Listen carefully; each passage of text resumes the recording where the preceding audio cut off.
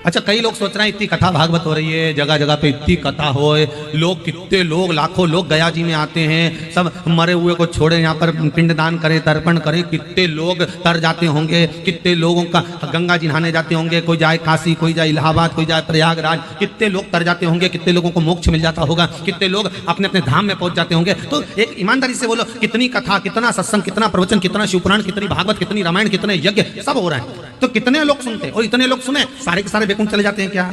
जम के तो बोलो, सब चले जाएंगे बैकुंठ?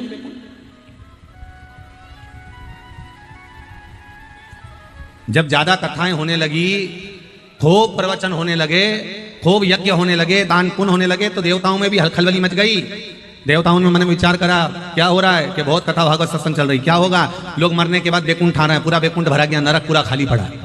तब भगवान ने कुछ ऐसी कृपा करी, यमराज से विनती करी और यमराज से कहा कोई ऐसा यंत्र का निर्माण करो जिसपे व्यक्ति दिन भर में कम से कम 50 बार तो झूठ बोल दे, ऐसे यंत्र का निर्माण करो। तब यमराज ने कहा चिंता मत करो, मैंने एक व्यक्ति की बुद्धि बिगाड़ दी है, उसने मोबाइल का निर्माण कर दिया है, जिसकी जेब में मोबाइल रहेगा वो दिन भर में 50 बार तो झूठ बोलता रहेगा बस। तो यमराज ने कहा तुम चिंता मत करो, इन सब के नरक भेजने का ठेका मैंने ले लिया। ये कितनी कथा सुन ले, कितना ही भजन कर ले, कितना ही दान कर ले, कितना ही पुण्य कर ले, कितना ही सत्कर्म कर ले, जेब में अगर मोबाइल है और जैसे ही किसी का फोन आया, क्यों रे कहाँ है? तो क्या दुकान पे नहीं था, घर पे था। घर पे क्यों? तो दुकान पे क्यों? तो क्या कथा में क्यों? तो क्या बाजार में क्यों? तो क्या वहां दिन भर झूठ बोले। भगवान भी किया अब काम ठीक है, अब मरने वाले नरक ज्यादा जा रहा है, अब स्वर्ग खाली हो गया, नहीं तो हमको टेंशन हो गया था, सारा स्वर्ग भरा गया था। करें तो मोबाइल का नाम मोबाइल नहीं है, इसका नाम है यम यंत्र। क्या नाम है इसका? यम यंत्र। ये जितना करीब में रहता है, इसका वाइब्रेशन जैसा जैसा बनता है वैसी वैसी धड़कन चलती है, कम निपट जाओगे और यमराज की केस पड़ जाओगे। झूठ बोलता बोलता चले चले चले।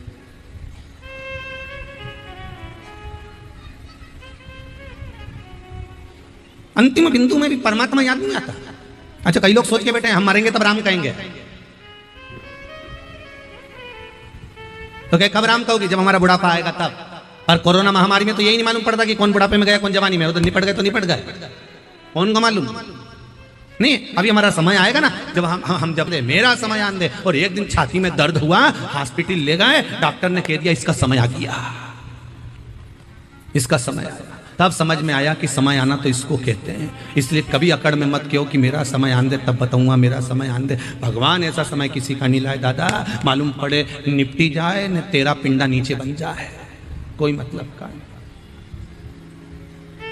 तुम ऊपर नीचे सारा घर का लोग नुक्ती और सेव खाए, पूरी सब्जी भजिया रायता सब निपटाए, और तुम्हारे लिए एक फोटो लगा के कंडा जला के उनमें घी शक्कर छोड़ दी जाए, खाते रहो घी शक्कर, बस।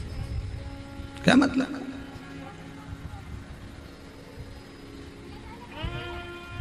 भजन चित्त स्मरण हृदय चित्त से। ब्रह्मदेव कह रहे हैं, ब्रह्मा जी के मन में होता है, किसी किसी के मन में भाव जागृत हो जावे, तो ब्रह्मा जी ने तुरंत कहा कि हुआ क्या? होता है कभी कभी मन में। एक माता जी के दरवाजे पर एक भिक्षुक रोज भिक्षा मांगने जाते हैं, माता भिक्षाम देई। माता जी रोज चिल्ला के दरवाजे पर कहते चल, जवान की जवान पड़ा निठल्ला, काम काज कुछ करता नहीं, मांगने आ जाता है, यहाँ से। अम्मा जी उसको भगा, फिर वो आ जाए सुबह से 9 बजे, अम्मा जी भिक्षा दे दो, रोटी दे दो, अम्मा फिर भगा दे, अम्मा इसको कुछ दे, फिर मांगने आ जाए, अम्मा कुछ दे दे, माई कुछ दे दे भिक्षाम दे, अम्मा फिर भगा दे। एक दिन अम्मा जी कहीं चली गई, और अम्मा जी कहीं गई, माता जी कहीं गई, और ये भिक्षा मांगने पहुंच गया। अब पहुंच गया तो घर पे थी बहू, इसने आवाज लगाई, माता भिक्षाम देही। घर में से बहू निकल कर आई, बाबा चलो बाहर जाओ, हमारे यहाँ कुछ नहीं है, निकलो यहाँ से। अम्मा था ना, पहले समझा दे रही हूँ। बहू ने भी इसको भगा दिया। अब बहू ने भगाया, महाराज जी जा रहे थे, भिक्षा मांगने वाला भिक्षुक, मई से सामने से अम्मा जी आ रही थी। माता जी ने पूछ लिया महाराज जी को देख के, क्यों रे कहां से आ रहा है? वो बोला माता जी आपके घर से ही आ रहा हूं। अच्छा, फिर क्या हुआ? तुम्हारी बहू मिली थी, उसने कुछ दिया है क्या? नहीं, भगा दिया। इतने में तो माता को गुस्सा या चोटी बांध के बोली, वो भगाने वाली कौन होती है? भिक्षुक को लगा इन दोनों की लड़ाई में आज तो कुछ मिल ही जाएगा, पक्का हो गया। इन दोनों की लड़ाई में आज तो मुझे कुछ मिलेगा ये पक्का है। वो बहू कौन होती है भगाने वाली तुमको? तुम चलो मेरे साथ, अब भी चलो, अब भी चलो। अब तो भिक्षु कितना खुश, 2 महीने से मांगने जा रही है तो कुछ नहीं मिला, आज जरूर इन दोनों की लड़ाई होगी तो मिल जाएगा। और माता जी बोली वो भगाने वाली होती कौन है? तुम चलो मेरे साथ, चलो मेरे साथ। और ले गई भिक्षा मांगने वाले उस भिक्षुक को, खड़ा कर दिया भिक्षुक को, अंदर गई। बहू, ओ बहू, बहू आई। क्या मम्मी, तूने इसको भगाया? हाँ। तू कौन होती है भगाने वाली? घर किसका है? मेरा। तो तूने क्यों भगाया? तेरी इतनी हिम्मत कैसे आ गई? तो बहू बोली तुम भी तो रोज भगाती हो, तो तू मेरी होड़ करेगी? जैसा मैं करूंगी वैसा करेगी? तेरी इतनी हिम्मत? भगाऊंगी तो मैं भगाऊंगी, तेरी इतनी हिम्मत नहीं होनी चाहिए कि तू भगा दे। तो भिखारी से कहा अब तुम जाओ। भिखारी माथा पकड़ा, गजब, इतनी दूर से पकड़ के लेके आई। मैंने सोचा कि दोनों की लड़ाई में कुछ मिल जाएगा, और वो लड़ी भी इस बात के लिए कि भगाऊंगी तो मैं भगाऊंगी। हे भगवान, भिक्षा।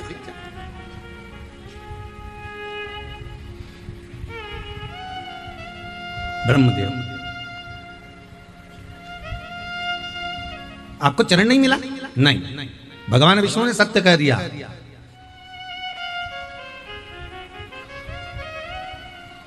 इसलिए कहते हैं स्कूलों में अगर बच्चों को गीता पढ़ाई जाए तो यह पक्का है बच्चे बड़े होकर अदालत में गीता पर हाथ नहीं रखेंगे। गीता पर हाथ वो ही रखता है जिसने बचपन में गीता नहीं पढ़ी होती है।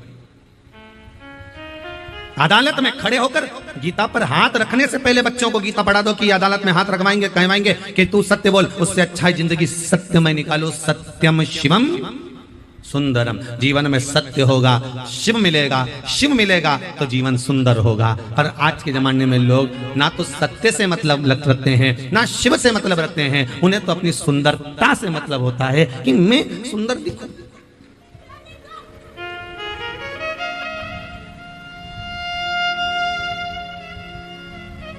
बाहर की सुंदरता से दुनिया के लोग प्रसन्न हो सकते हैं, पर भगवान शंकर कभी बाहर की सुंदरता से प्रसन्न नहीं होगा। भगवान प्रसन्न होगा भीतर की सुंदरता से। भगवान को बाहर की सुंदरता नहीं चाहिए।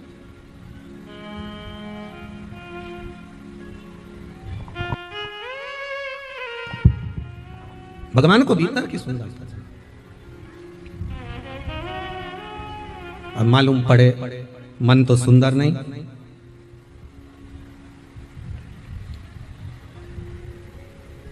भीतर से भजन का बल बढ़ाइए। व्यक्ति कब तक ठोकर खाता है? जब तक वो भीतर से हल्का होता है। भजन का बल उसका बड़ा नहीं होता तो वो ठोकर खाता है।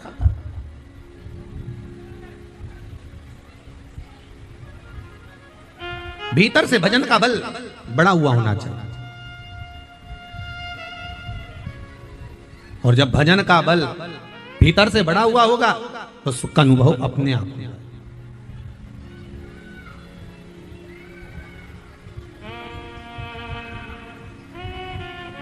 आपकी भक्ति का बल बड़ा हुआ होना चाहिए। एक माताजी ने लिखा है,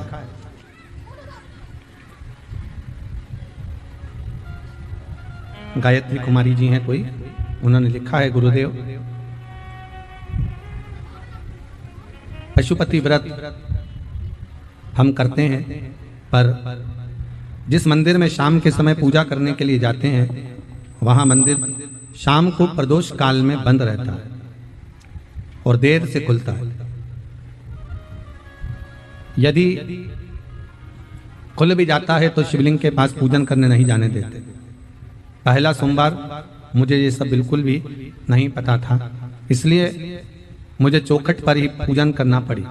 कोई बात नहीं, अगर प्रदोष काल में मंदिर बंद रहता है आपके यहाँ और आप शिव जी के मंदिर में जाकर शंकर की पूजन नहीं कर पाए तो शंकर की चौखट तक तो पहुंच गए ना, उसके दरवाजे तक तो पहुंच गए।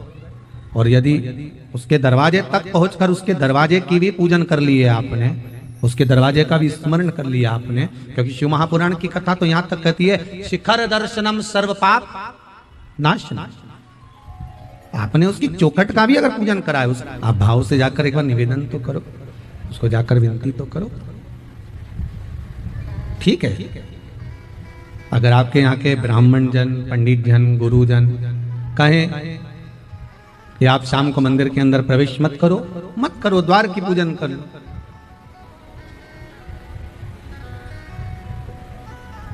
अगर द्वार की पूजन भी मना करें तो शिखर का दर्शन कर कर बाहर बैठकर शिखर की भी पूजन कर सकते। बहुत वो तो देव अधिदेव महादेव है, वो सब जानता है। दिल से अगर रिझाया है तो वो सब जानता है। ब्रह्मा जी कह रहे हैं मेरे को भगवान शंकर का शिवलिंग का सिर मिला है। नहीं मानो तो केतकी के फूल से पूछो। केतकी के पुष्प से पूछा क्या ब्रह्मा जी को सिर मिला? हाँ। केतकी के फूल ने झूठ बोल दिया। फिर वही वाली बात आ गई, गीता बचपन में पढ़वा दो तो अदालत में गीता पे हाथ रखना नहीं पड़ेगा।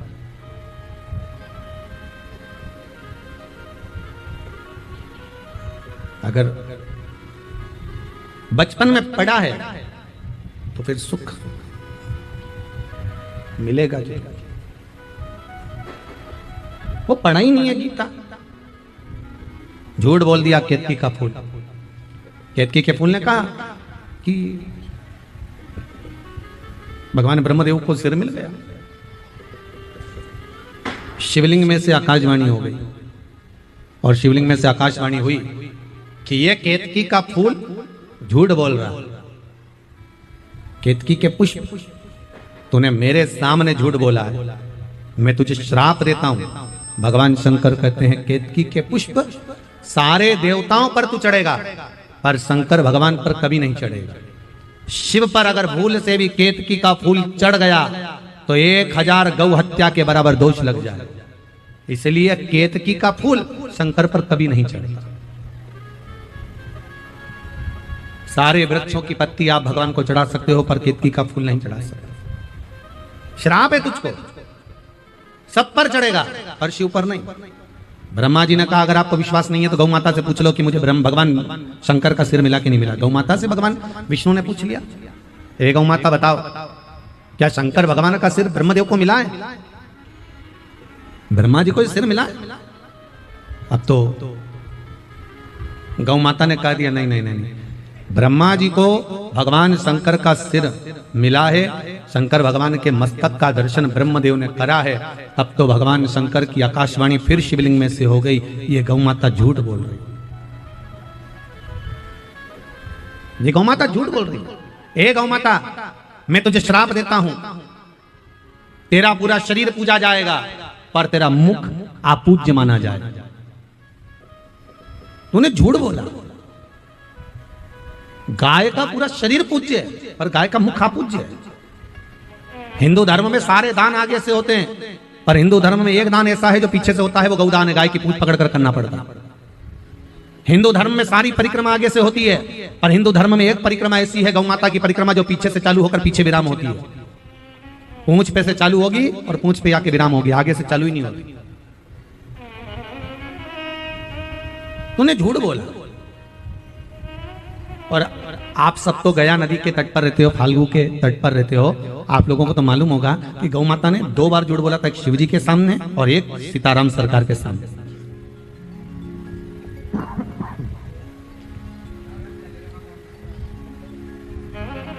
जिस समय पर दशरथ जी महाराज पिंड लेने के लिए आए,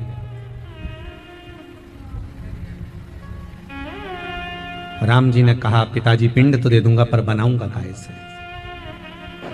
अन्न का भाग नहीं है मेरे पास, जाओ मैं कल पिंडदान करूंगा। राम जी भिक्षा मांगने गए, माता सीता दूसरे दिन स्नान करने चली। दशरथ जी फिर आ गए, बहू पिंडदान दो, अगर पिंड नहीं मिला तो मैं नरक चले जाऊंगा। सीता जी ने ब्राह्मण देवता से पूछकर फाल्गु नदी की रेत का पिंड बना लिया, बालू का पिंड बना लिया, पिंड दे दिया। ब्राह्मण ने संकल्प छुड़वा दिया, एक पिंड फाल्गु नदी को, एक पिंड ब्राह्मण को। प्रदान करता।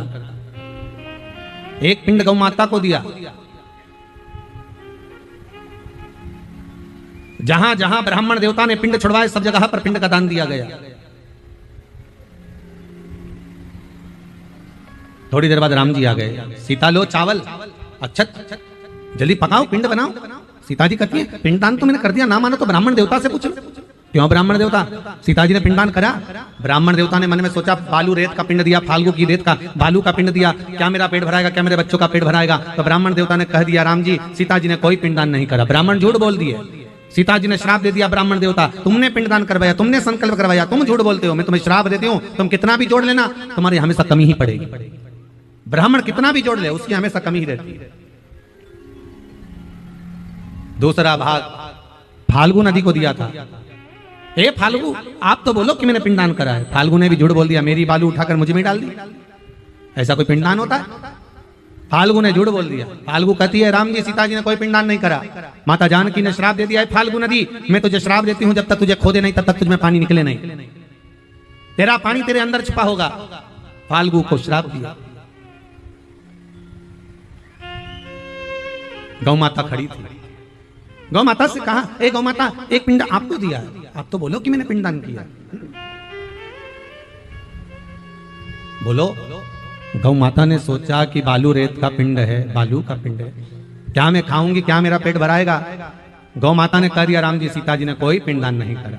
सीता जी की आंख में आंसू भर गए। माँ ए गौ माता तुझे तो लोग माँ कहते हैं और माँ होकर तू झूठ बोलेगी तो हम कहां जाएंगे? तूने झूठ बोल दिया। गौ माता मैं तुझे श्राप देती हूं, तेरा पूरा शरीर पूजा जाएगा पर तेरा मुख अपूज्य माना जाएगा। तेरा मुख अपूज्य है। श्राप तू झूठ बोली है।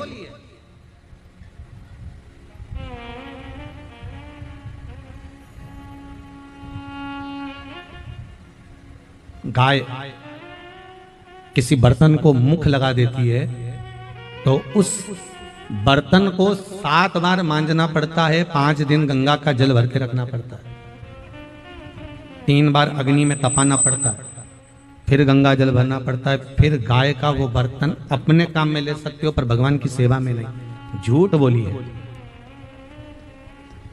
एक झूठ बोलने वाले का अश्र क्या हो सकता है वो देखिए आप शिव महापुराण की कथा में विचार करिए। क्या दिन भर में हम कितने झूठ बोलते हैं? ब्रह्मा जी गाय को देखकर बाद में बोले ब्रह्मदेव, ब्रह्मा जी ने कहा ये आकाशवाणी झूठी है। भगवान कहते हैं ब्रह्मदेव तुम झूठे हो। ब्रह्मा जी मानने को तैयार नहीं हुए, झूठ बोलते रहे बोलते रहे बोलते रहे। भगवान शंकर को क्रोध आ गया। शिव जी ने अपने पैर के अंगूठे के नख को तोड़ा, तोड़कर फेंका, काल भैरव प्रकट कर लिया। काल भैरव से कहा काट दे ब्रह्मा का सिर जिससे वो झूठ बोल रहा। काट ब्रह्मा का सिर जिससे वो झूठ बोल रहा। काल भैरव ने अपनी चीटी उंगली के नख को तोड़कर फेंका, फेंकते से ब्रह्मा जी का सिर कट गया। ब्रह्मदेव का सिर कटा। ब्रह्मा जी का सिर कटा, कटा हुआ सिर भी झूठ बोलता जा रहा है। ये आकाशवाणी झूठी है, आकाशवाणी झूठी है। देखो सत्य को प्रमाण की जरूरत नहीं पड़ती पर असत्य को प्रमाण की जरूरत है। झूठ बोलने वाला प्रमाण साथ में रखता है। असत्य को प्रमाण चाहिए, सत्य को प्रमाण नहीं चाहिए।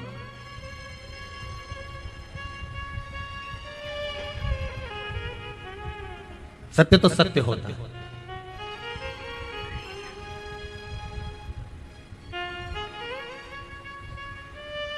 अब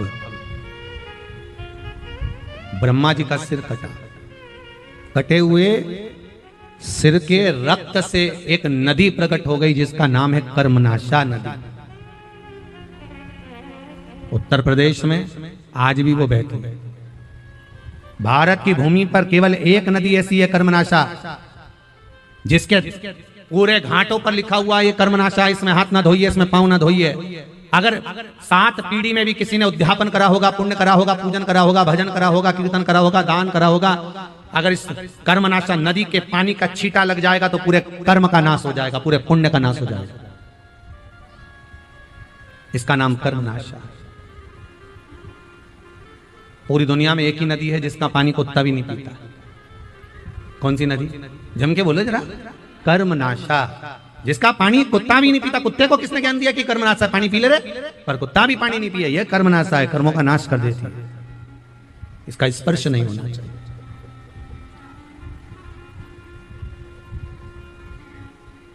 कर्मनाशा महाराज ये नष्ट करना। एक झूठ, शंकर भगवान को आप कुछ दें ना दें, शंकर भगवान को आप बेलपत्र दें, कुछ दें, धतूरा दें ना दें, शिव जी को जल चढ़ाए ना चढ़ाए, शंकर को दूध चढ़ाए ना चढ़ाए, दही चढ़ाए ना चढ़ाए, पंचामृत चढ़ाए ना चढ़ाए, पर शिव को अगर कुछ चढ़ाओ चाहे मत चढ़ाओ, शंकर को सत्य प्रिय है, क्योंकि शंकर को सत्य हमेशा भाता है। सत्यम शिवम सुंदरम, शिव को सत्य में आनंद है, सत्य में।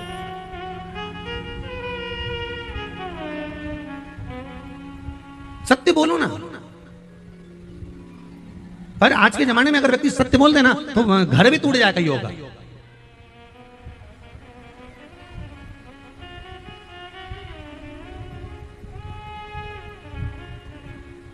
एक विद्वान से विद्वान ब्राह्मण भी एक नरक में पड़े हुए थे, तो गांव के लोगों ने पूछा, जब ऊपर गए मरने के बाद में, तो गांव के लोगों ने पूछा, क्यों पंडित जी तुम तो इतनी कथा कहते थे, तुम इतने प्रवचन कहते थे, तुम तो बहुत ज्ञान की बात करते थे, तुम तो नरक में पड़े हो, इतना बड़ा हमारा गांव का विद्वान पंडित तो नरक में पड़ा।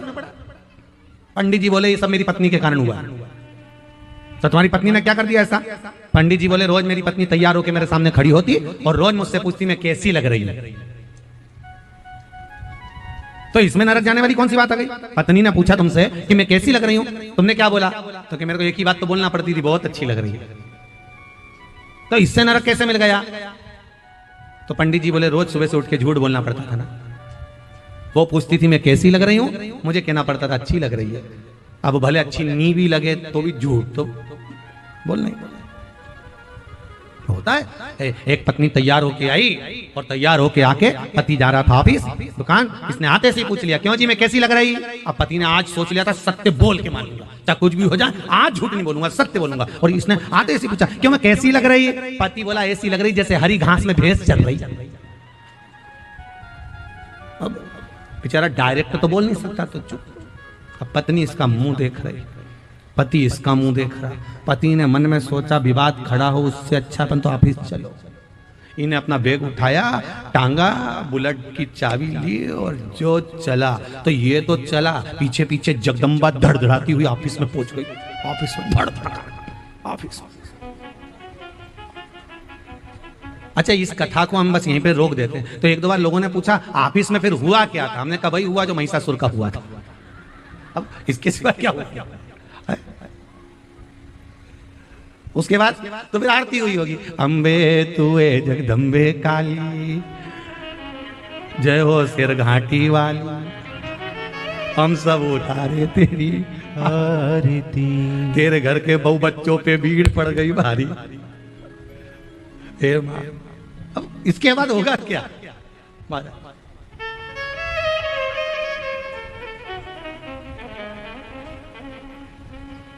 शिव को सत्य प्रिय है, बहुत प्रिय है शिव को सत्य। एक कौवे को एक हंसनी पसंद आ गई। कौवा उस हंसनी को अपने घर ले आया। अब कौवा हंसनी को ले आया, हंस ने अदालत में केस लगा दिया, मेरी हंसनी को कौवा ले गया। वकील ने कहा हंस तो चिंता मत कर, तू ही जीतेगा, हंसनी हमेशा हंस की रही है, कभी कौवे की हंसनी हुई है क्या? जीतेगा तू ही। कौवे को मालूम पड़ा कि हंस ने अदालत में केस लगाया, तो कौवा भी अपने वकील के पास गया, ओ वकील साहब कुछ भी हो जाए हंसनी लेकर आया हूं, हंसनी मेरी होना चाहिए। वकील बोला कभी नहीं हो सकती, हंसनी हमेशा हंस की रही है, तेरी कभी नहीं हो सकती। नहीं मुझे तो मेरी करना, क्या करा जाए? वकील ने कहा एक काम करो, जज के घर चले जाओ, थोड़ी सी रिश्वत दिया, हो जज से मिलो, ठीक है। कौवा रात को उड़ता उड़ता जज के घर पहुंच गया। जज साहब से कहा जज साहब आपकी 7 पीढ़ी वैकुंठ में बेटी है कि नरक में? या तो कौवा जानता है या ब्राह्मण जानता है, और मैं आपकी 7 पीढ़ी को देख रहा हूं, आपकी 7 पीढ़ी वैकुंठ में है कि नरक में? या तो कौवा जानता है ब्राह्मण जानता है, इसीलिए तो श्राद्ध में कौवे को और ब्राह्मण को भोजन कराया जाता है। क्योंकि कौवे को मालूम है कि इसकी 7 पीढ़ी कहां पर है। मैं जानता हूं आपकी 7 पीढ़ी कहां है। जज साहब बोले कहां है मेरी 7 पीढ़ी? बैकुंठ में बैठी है। और सुनो जज साहब, अदालत में आपने मेरा एक काम कर दिया, कुर्सी पे बैठकर बस हंसनी को मेरी बना दिया। मैं वचन देता हूं जीते जी आपकी 7 पीढ़ी के दर्शन कराऊंगा, पक्का है, वचन देता हूं। जज ने सोचा एक काम करना है और 7 पीढ़ी दादा परदादा परदादा परदादा सब देखने को मिल जाएंगे बैकुंठ में, इससे बढ़कर सुख और क्या होगा। दूसरे दिन अदालत में सुनवाई हुई, निर्णय दिया। जज साहब ने सुनवाई का निर्णय दे दिया कि हंसनी हंस की नहीं है, हंसनी कौवे की है। पूरी अदालत त्राही त्राही करने लगी, हंस रोने लगा, हंसनी रोने लगी। ये कहां का निर्णय जज ने दे दिया, मुझको कौवे की बना दिया। रो रही, आंखों से जल बह रहा।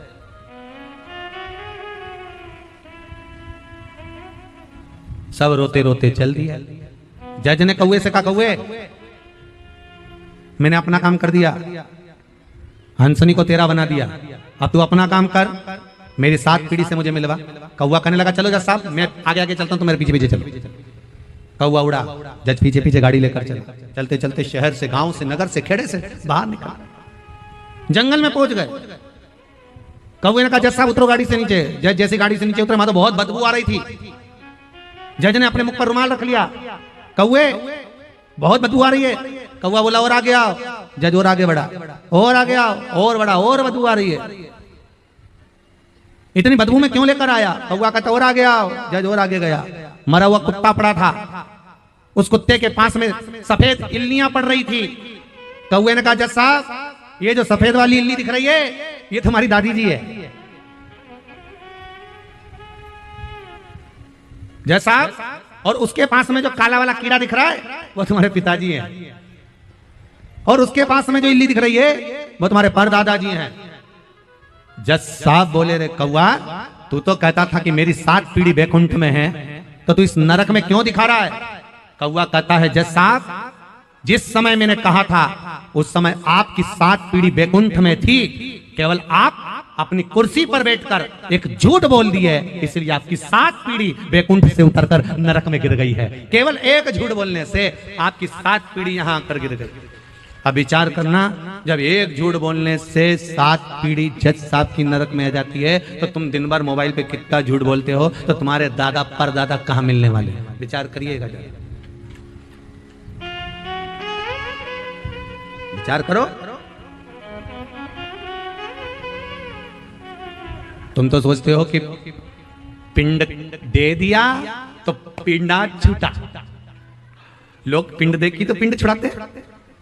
पिंड देने का मतलब क्या? कि किसी के मरने के बाद जो पिंड दे रहे हो, पिंड छुड़ाने के लिए तो दे रहे हो कि इसका पिंड छूट जाए, इससे मेरा पीछा छूट जाए, तो पिंड दान कर दो। 12 पिंड, 13 पिंड, 16 जो देना है पिंड दान कर दिया। 13 6 मसीका 12 मसीका जब दे दिया, लो हमारा पिंड छूट। पर हमारा पाप, हमारा पुण्य हमारा कभी पीछा नहीं छोड़ता, कभी नहीं छोड़ता। आपके भीतर भजन का बल बढ़ाइए। श्री शिवाय नमस्तुभ्यम का बल बढ़ाइए, शंकर के भजन का बल बढ़ाइए।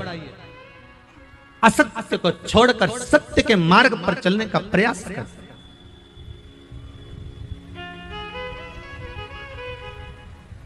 सत्य के मार्ग पर चलिए। जिंदगी में अगर कोई वस्तु छुपाई ना जाए, कोई बात छुपाई ना जाए और सत्य प्रमाणित कर बता दिया जाए, हाँ साहब ये सामान ऐसे लिया, हाँ साहब ये मकान ऐसे लिया, हाँ साहब ये प्लाट ऐसे लिया, हाँ साहब ये पुष्प ऐसे आया, हाँ साहब ये फल ऐसे आया, हाँ साहब ये स्नेह ऐसा है, हाँ साहब मेरे प्रेम ऐसा है, हाँ साहब ये क्रम ऐसा है। बताओ सत्य बताने में क्यों पीछे उठते?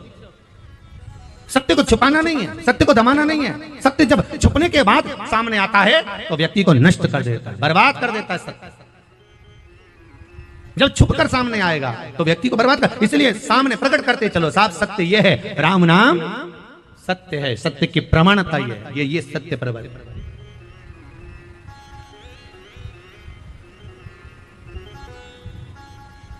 बहुत सारे लोग फुटबॉल खेल रहे थे, देखा है आप लोगों ने?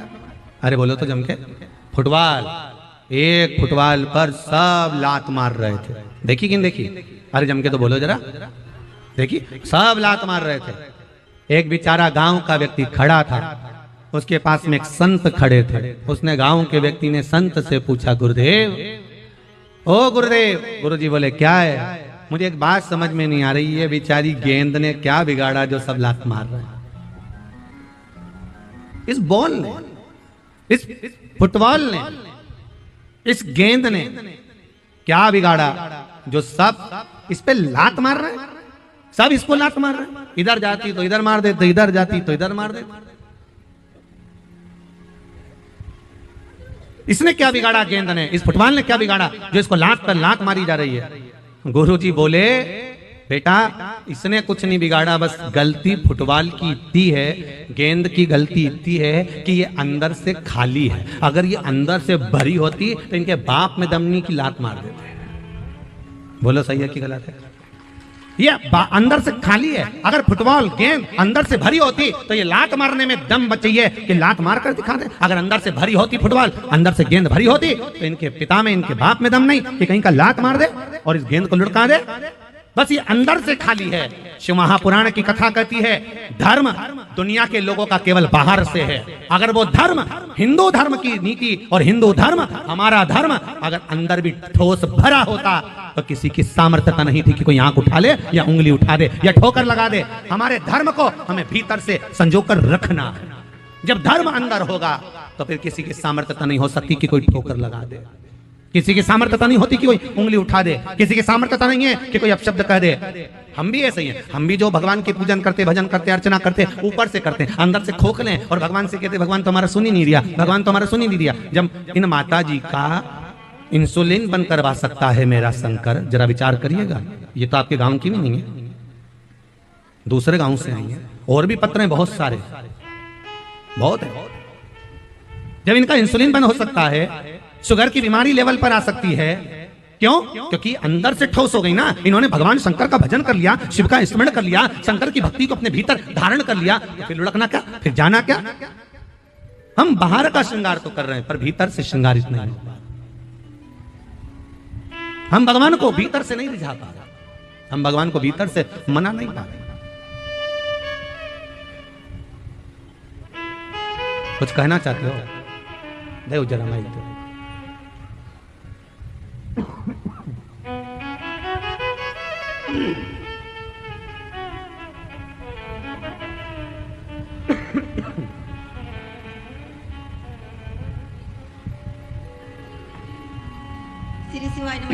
श्री शिवाय नमस्तुभ्यम। बहन कहाँ से आए आप दीदी? गया से। गया जी से आए जी, बोलिए। हमने बेटा से कहते थे कि हमको वहाँ से होर कर टिकट करवा दो, तो बोलता था कि कहाँ अकेले जाएंगे। हम बोले मत करवाओ बाबा, मेरे पास आ जाएंगे। नजदीक में आ गए तो हमने बोले कि अकेले चले। माइक पास में लो, माइक की आवाज नहीं आ रही। बेटा साथ में आया है, बोला हम बोले कि कोई नहीं जाएगा तो हम अकेले चले जाएंगे। बाबा की कृपा। कहाँ है बेटे आप? क्या है? कुछ लेने के लिए आपके लाने थोड़ा सा। जाओ बेटा बाद में दे देना, रखो उसको, बाद में बुला लेंगे। बेटा बहुत बहुत साधुवाद दीदी, आपका विश्वास था, आप सीहोर आने वाले थे पर बाबा ने कृपा करी है और बाबा सिरघाटी आ गए, यही बाबा की कृपा है। आवाज नहीं आ रही है? 1 महीना में सिरघाटी आ गए, 6 महीना में अपने घर बुला लेंगे। बाबा कृपा करे, ये विश्वास है आपका। अगर बाबा देगा ना तो ये पक्का है, 6 महीने में आपके घर भी बाबा बुला लेगा। हर हर महादेव। हर हर। श्री शिवाय नमस्तुभ्यम। बाबू बैठिए, भगवान शिव की कृपा।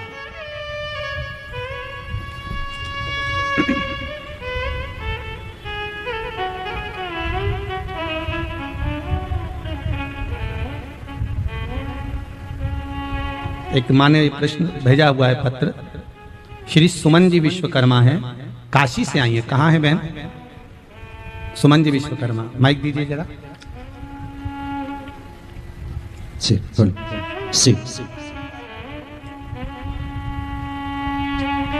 पहले तो आप काशी नगरी से आए हैं, आपको प्रणाम है, दंडवत है।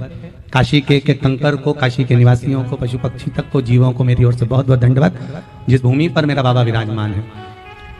आपने लिखा है सुमन दीदी विश्वकर्मा, आप लिखे हैं, गुरुजी मेरा हार्ट की बीमारी थी जो ठीक होना मुश्किल थी, पर बाबा देवाधिदेव महादेव की कृपा ऐसी रही, आपने जो उपाय व्यासपीठ से बताया था वो किया, अब मैं बिल्कुल ठीक हूँ। आप कहाँ से आए दीदी? काशी से। श्री शिवाय नमस्तुभ्यम श्री गुरुजी। शिवाय नमस्तुभ्यम। काशी से आए हैं गुरुजी। अब ठीक हैं आप? बहुत सही गुरुजी। बाबा ने कृपा करी आपको? असीम कृपा किए हैं, दया किए हैं। हम वहाँ भी आने वाले थे कुबेश्वर धाम गुरुजी, जी। लेकिन बाबा से प्रार्थना अब कर रहे हैं कि हमारे काशी में आए। बाबा कृपा करे, आपको बहुत बहुत साधुवाद, बाबा की करुणा है। आप तो निवेदन करे हैं, कल शायद शाम को ही काशी विश्वनाथ की नगरी से ही फोन आया है कि काशी में बाबा कथा कराएं, प्रयास रहेगा। बहुत बहुत साधुवाद। आप निवेदन करने देने आए, बाबा आ जाएगा। हर हर महादेव। हर हर महादेव। बहुत बहुत साधुवाद। भगवान शिव की कृपा।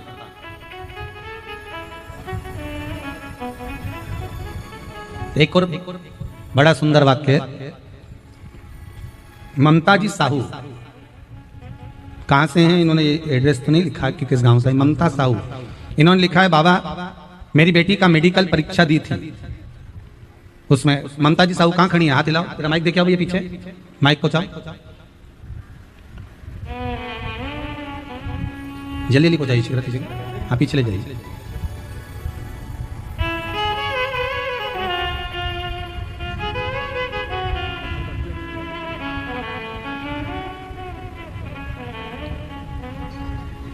श्री शिवाय नमस्ते। श्री शिवाय नमस्तुभ्यम। दीदी कहाँ से आई हैं आप? मैं पटना से आई हूँ। पटना से आए हुए हैं। बहुत बहुत साधुवाद आपका। आपने लिखा है दीदी कि मेरी बेटी का मेडिकल की परीक्षा दे रही थी, नहीं हुआ था, फिर बाबा ने कृपा करी, हो गया अब उसका? हाँ हो गया बाबा। मेडिकल में हो गया। बहुत बहुत साधुवाद, आपको बधाई। दूसरा आपने लिखा है कि गुरुजी मेरे बेटे की शादी नहीं हो रही थी, मैंने बहुत प्रयास करा, सारा पूजन पाठ अर्चना सब करवाया पर नहीं हुआ।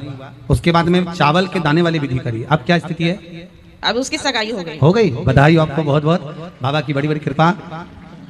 अब गुरुदेव से ही प्रार्थना है कि मेरी बिटिया को अच्छे से कॉलेज में एडमिशन हो जाए। बस बाबा से विनय करके जाओ। आप आए हो ना शिव महापुराण में, तो बाबा से निवेदन करके जाना। 3 घंटे की कथा में आप जब बैठो, प्रतिदिन 1 सेकंड निकाल कर उस कथा के बीच में बाबा से निवेदन नेत्र बंद करके बस कर जाना। मुझे विश्वास है 3 महीने में बाबा फिर कामना पूर्ण कर देगा, भरोसा है मुझे मेरे बाबा पर। हर हर महादेव। बैठिए। श्री शिवाय नमस्तु। नमस्तुभ्यं।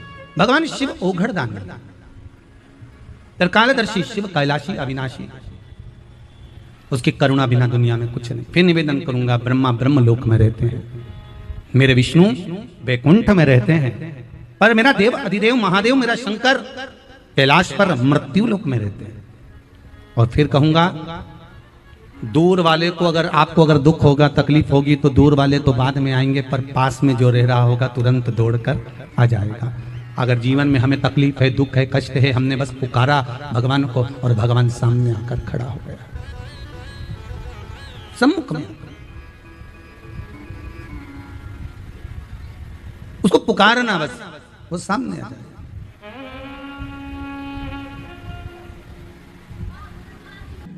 आप भक्ति मांगो भक्ति मिलेगा, विश्वास मांगोगे विश्वास मिलेगा, श्रद्धा मांगोगे श्रद्धा मिलेगा। क्या नहीं देता सर्वस्व।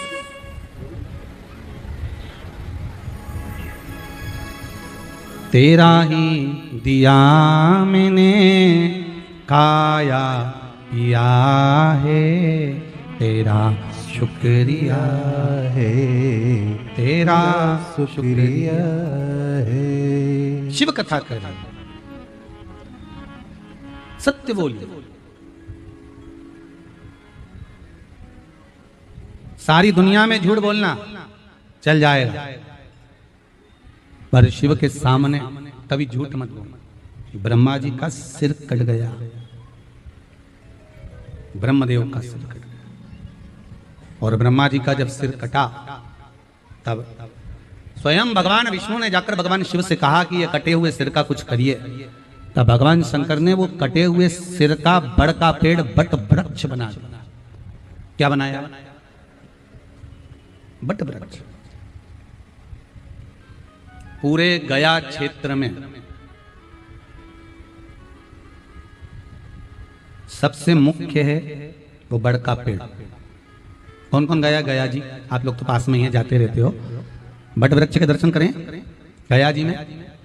अगर पिंडदान फाल्गु नदी का कर रहे हो, पिंडदान गया जी का कर रहे हो, पादुका का चरण का कर रहे हो, गया सुर को दे रहे हो, सारे पिंड तो मना नहीं है, पर वट वृक्ष के नीचे का पिंड जरूरी है। क्यों? माता सीता ने जब पिंडदान करा था सबने झूठ बोल दिया था, केवल एक बड़ का पेड़ वट वृक्ष ऐसा था जिसने सत्य बोला था, और सत्य क्यों बोला था उसका भी कारण है। वो वट वृक्ष सत्य क्यों बोला उसका कारण शिव महापुराण करें, क्योंकि राम जी की कथा है त्रेता की। कब की कथा है? त्रेता की। भगवान कृष्ण की कथा है द्वापर की। पर शिव महापुराण का जो चरित्र है ब्रह्मा जी के सिर कटने का, ये कजन ना जाने कितने सतयुग निकल गए, तब उन सतयुग की भी सतयुग की कथा है। अब सतयुग प्रथम में आया कि त्रेता प्रथम में आया? जम के तो बोलो। सतयुग प्रथम में, फिर त्रेता, फिर द्वापर, फिर कलयुग। तो बड़ का पेड़ कब बन गया था ब्रह्मा जी के मुख का? सतयुग बन गया। और एक सतयुग नहीं, ना जाने कितने सतयुग, कितने त्रेता, कितने द्वापर, कितने कलयुग निकल गए। ये तो आपको लगता है कि ये अभी का नहीं, ना जाने कितने।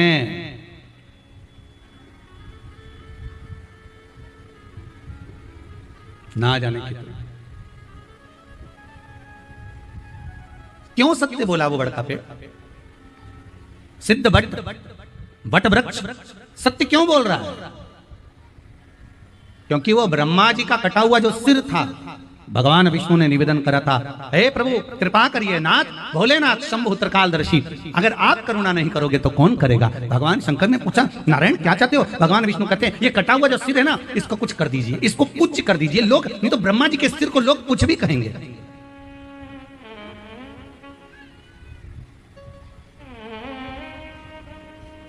आप ब्रह्मा जी के सिर को कुछ बना दीजिए। शंकर भगवान ने हाथ में जल लिया, गंगा जी के जल का स्पर्श कर कर शिव जी ने जो फेंका, कटा हुआ ब्रह्मा का मुख बट वृक्ष बन गया, बड़ का पेड़ बन गया। इसलिए पिंडदान के समय पर ब्राह्मण झूठ बोल दिए, फाल्गुन नदी झूठ बोल दी, गाय झूठ बोल दी, सब ने झूठ बोला, पर बट वृक्ष झूठ नहीं बोला। क्योंकि एक बार अगर सबक मिल गया, उसके बाद भी अगर झूठ बोलो तो फिर बात दूसरी। सबक अगर एक बार मिल गया, उसके बाद भी अगर आप झूठ बोल रहे हो फिर आपकी गलती। तब ब्रह्मा जी ने सत्य कहा, सीता जी ने पिंडदान कर दिया है।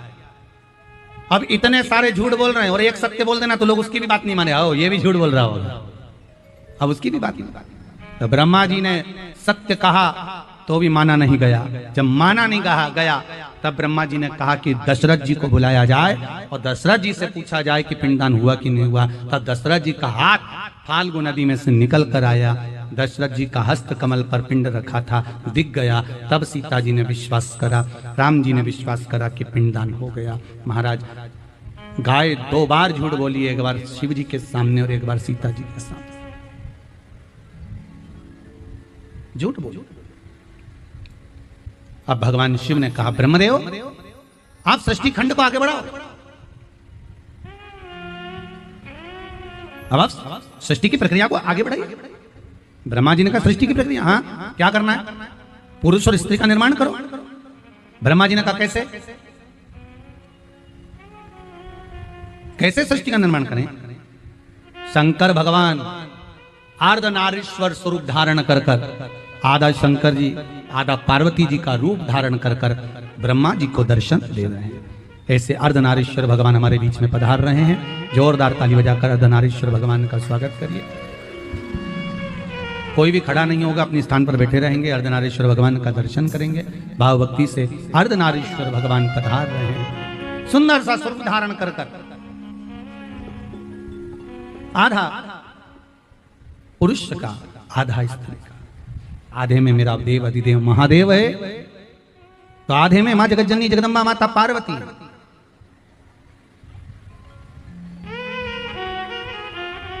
भगवान आधा आधा स्वरूप धारण कर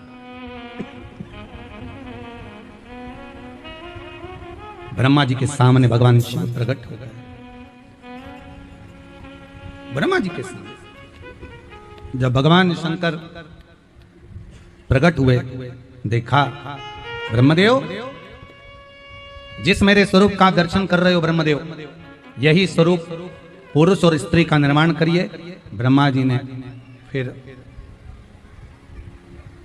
पुरुष और स्त्री का निर्माण करना चाहा। महाराज, जब ब्रह्मदेव ने पुरुष और स्त्री का निर्माण करा, मनु शत्रुपा को प्रकट करा, फिर एक मात्र थोड़ा सा शिव महापुराण की कथा कहती है, ऐसा संसार में कोई व्यक्ति नहीं जन्मा जिसको दुख नहीं मिलेगा। मानव का शरीर मिला है तो दुख भी मिलेगा, ये पक्का है। तैयारी कर कर रख लो थोड़ी थोड़ी सी। उपासक, भक्त, इन सबको उठाकर देख लो, क्या इनको दुख नहीं आया?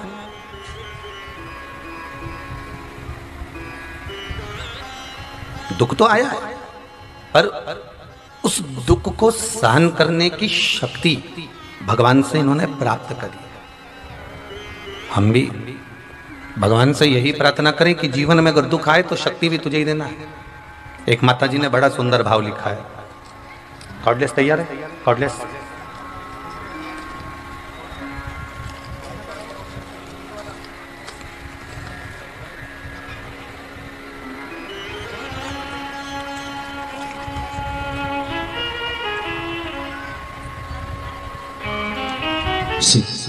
एक माता जी ने बड़ा सुंदर भाव प्रकट किया कि आशा लता ओझा चांस बोकारो झारखंड से आई है। कहाँ बैठी हैं? जरा खड़ी हो या? हाँ जी, माइक पहुंचाओ जरा उधर। दीदी आपने लिखा है गुरु गोविंद दो खड़े, ठीक है।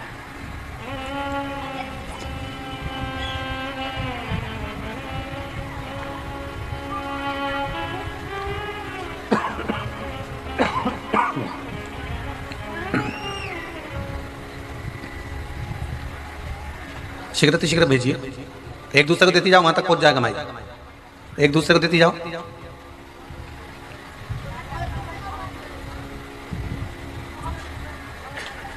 श्री शिवाय नमस्तुभ्यम। श्री शिवाय नमस्तुभ्यम। दीदी आपने लिखा है कि मुझे शुगर थी और मैं इंसुलिन लेती थी, इंजेक्शन लेना पड़ता था, तब जाकर शुगर कंट्रोल में आती थी और दवाइयाँ चलती थी। आपने लिखा है जब से बाबा की कथा सुन रही हूँ और बेलपत्री का सेवन कर रही हूँ, तब से मेरे को इंसुलिन लेना बंद हो गया है और दवाई लेना भी कम हो गया है। कहाँ से आई हैं आप? माइक पास में लीजिए जी। क्या शुभ नाम है आपका? आशा लता ओझा जी। अब पहले से आराम है आपको शुगर में? जी, काफी। इंसुलिन लेना बंद कर दिया है जी। दूसरा आपने लिखा है, क्या लिखा है? आप अपने मुख से बताइए क्या लिखा है? मकान का? मकान मेरा बिकने पर हो रहा था सर जी, लेकिन वो नौबत फिर नहीं आई। अब नहीं आई ना? बाबा ने हाथ पकड़ लिया जी। बस, तो फिर बाबा की कृपा हो गई। अब आप चिंता मत करो, बाबा इसी करुणा करता है। बैठिए विराजिए। श्री शिवाय श्री शिवाय नमस्ते। कॉर्डलेस बंद करें, माइक बुलवाइए। अगर एक बार मेरा शंभू, मेरा शंकर कृपा करता है, चाहे दुनिया का कितना बड़ा दुख हो, जैसे अभी दीदी बोल रहे थे कि मकान बेचने की भी नौबत आ गई थी,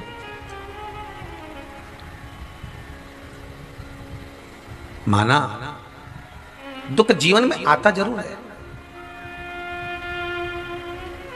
ऐसा नहीं कि दुख नहीं आएगा, दुख आएगा। मानव शरीर है तो मिलना तो है, सुख भी मिलता है तो दुख भी मिलता है।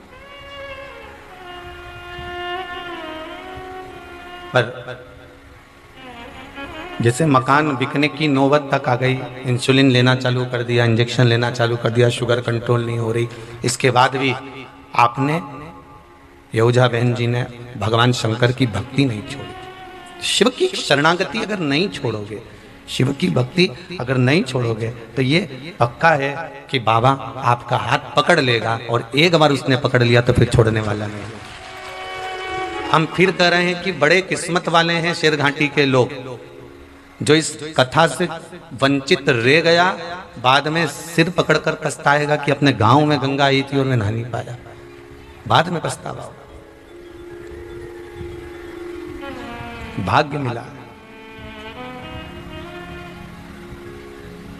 शिव महापुराण में तो यहां तक लिखा है कि आप कोई उपाय करें ना करें, केवल शंकर की कथा में श्रवण करने के लिए बैठ जाएं और कथा सुनते सुनते आपके मन में जो कामना आती है बाबा 3 महीने में पूरी कर देता। कथा श्रवण करते करते जो मन में कामना आती है बाबा 3 महीने में पूरी कर देता। पहले भी कथा में कहा कुंभज ऋषि के आश्रम में बाबा भोलेनाथ माता सती को कथा श्रवण कराने ले गए थे।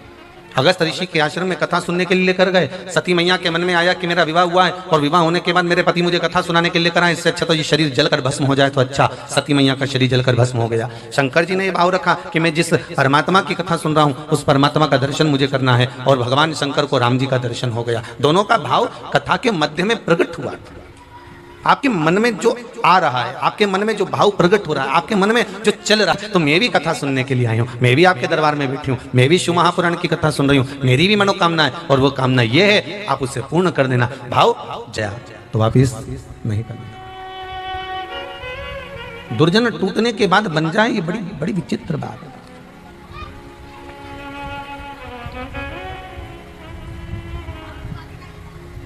माना थोड़ा सा सज्जन और दुर्जन में अंतर है।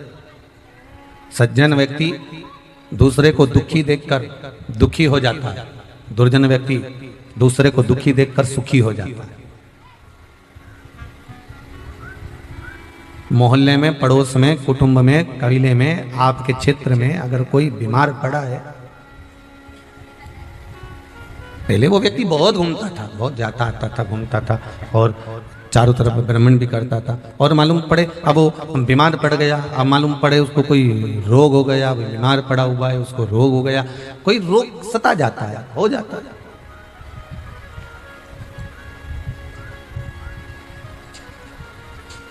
और मालूम पड़े उसको रोग हो गया और कोई व्यक्ति करे अच्छा है, पहले तो खूब भ्रमण कराई थी, आपको ध्यान में होगा। एक राजा के